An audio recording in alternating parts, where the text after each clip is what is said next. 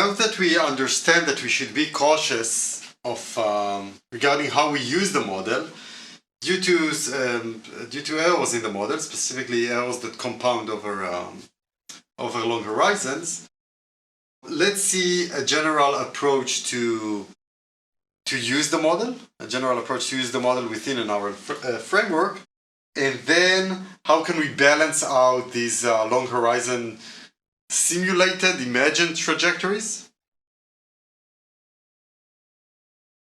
and reduce those in order to reduce our probability of encountering compounding errors. So in general, a general way to use a model or to learn a model and use it within an R framework is as follows.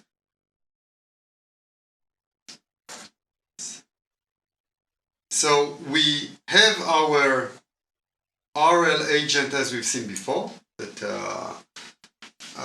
updates some policy over time and interact with the environment based on some internal logic. We use these transitions provided by the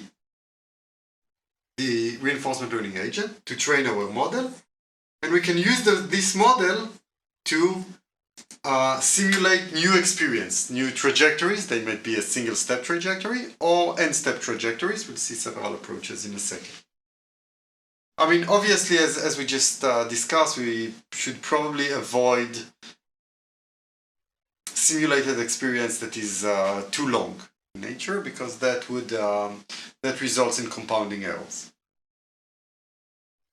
Next, we use the simulated experience to train the policy with any online method.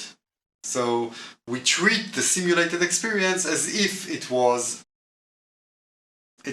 came from the real world, and further train our RL agent. But as we just discussed, modeling errors can cause diverging TD updates, so we should be careful in how often do we simulate experience and how we use that experience to train our RL agent. So as I said previously, there is a tension involving the model rollout length. The model serves to reduce off-policy error over entire episodes. However, increasing the rollout length also brings about increased discrepancy proportional to the model error. Predictive models can generalize well enough for the incurred model bias to be worth the reduction in off-policy error, but, so that's, in many cases that's the case, I'll just show you some results, but compounding errors make long horizon models rollouts unreliable, so we have to be careful with that regard. So what can we do? We observe that a one-step rollout is mostly accurate, right? So the results that I showed you previously are the errors for one-step prediction. For one step it's pretty low. Of course we don't wanna, once we compound them, then it grows exponentially fast, or shrinks the probability of an error increases exponentially fast.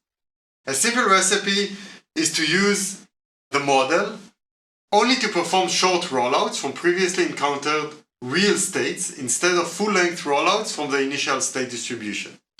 Okay, so we're gonna consider only one step or very short rollouts when we use that to further train our policy. Now, of course, this is highly dependent on the accuracy of the model. If you have an accurate model, you can increase that horizon length. But in general, we would like to keep it short, because however small your error is, it will compound exponentially at the end of the day. So this is the main idea behind the Dyna Q algorithm that is provided here. This is the pseudocode. So we start by performing Q-learning as we've seen before. So this is the normal Q-learning, tabular Q-learning algorithm that we previously saw. However, now we also use the transitions, the observed transitions in the real world, to update a model of the environment.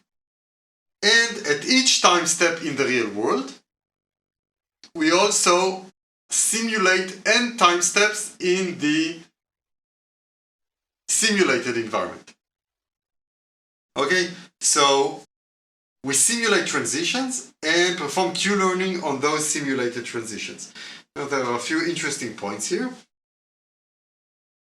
First of all, we only simulate, so when we simulate transitions, we first pick a state and action pair from that we previously encountered. So we don't pick any state and action pair in our environment or a random one. We pick specific state and action pairs that we previously seen. We randomly pick each one of those, and we simulate a transition only from that previously observed state and action pair. Why do we do that? Because if we do it from a simulated state, it would compound the errors. From a random one. Now, if we just imagine a state in the environment and choose some random action, and we say, okay, what does my approximated model, what does it tell me? How will this state and action, how will my state evolve after taking that action? So the reason we don't take some random state in the environment, but only states that we've seen before, is because the states that we've seen before were used previously in order to train our model. Okay? If we would try to use the model on a state and action that we've never seen before, then we have some serious issues with respect to the accuracy. Can we trust it? Maybe, maybe not, if we generalize our knowledge. In the worst case, not at all, right? So the reason we choose only state and actions that we've previously seen before is in order to guarantee some level of reliability with respect to the approximation. Next, for each time step in the real world, we simulate n different steps in our approximated model. How should we set this n? So n is just how many new states you put, but it's not the look ahead, right? It's from each state. So okay, the n is the number of. So at each time step, we perform as a step, an action in the actual environment, and observe the next state. For each such transition in the real world, for each time step in the real world, I do n simulated steps, not real steps, right? And these n simulated steps are for different state and actions in my environment. So, but these are purely imaginary, right? These I do it in my approximated model, in my imagination, or in the RL agent's imagination. How many such simulated steps should we perform per real step? Per real step. So this is domain dependent, of course. There's no set answer here. You have to take into account the model accuracy. Of course, if your model is more accurate, you can rely on it more, so you can have more simulated transitions as opposed to real-world transitions. And also the difference in cost between the real world and your simulation.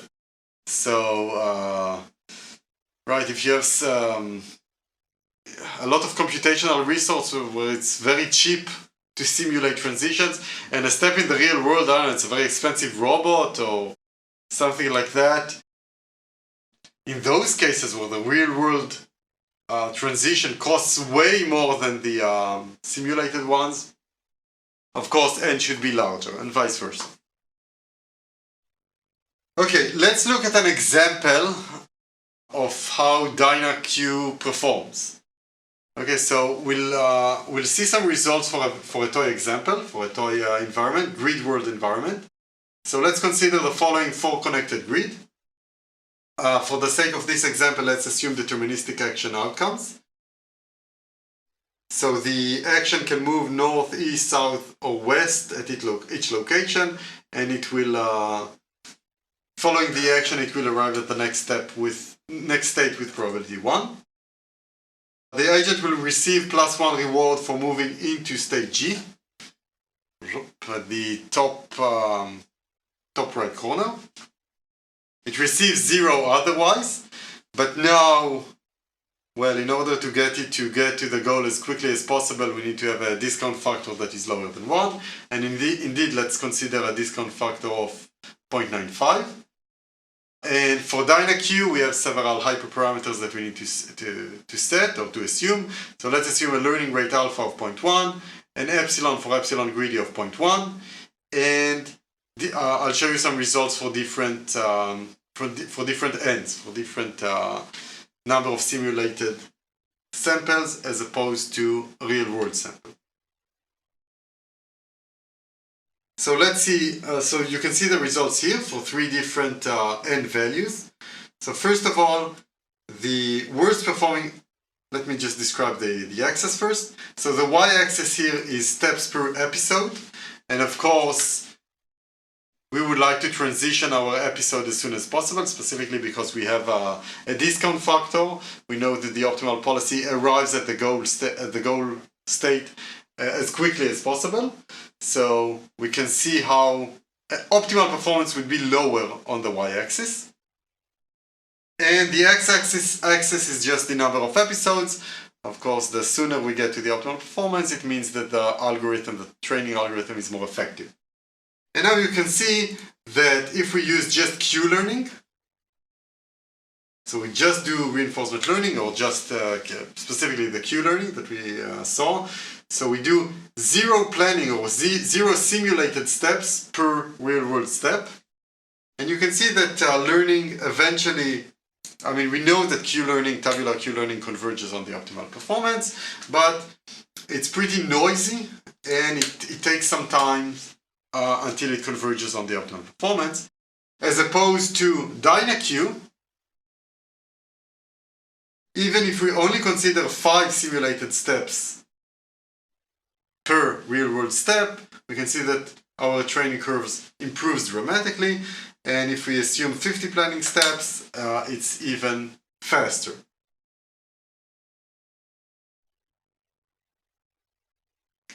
So the first question that I would like to ask you, or to ask you to estimate, is how accurate is the learned model in this case, in this domain?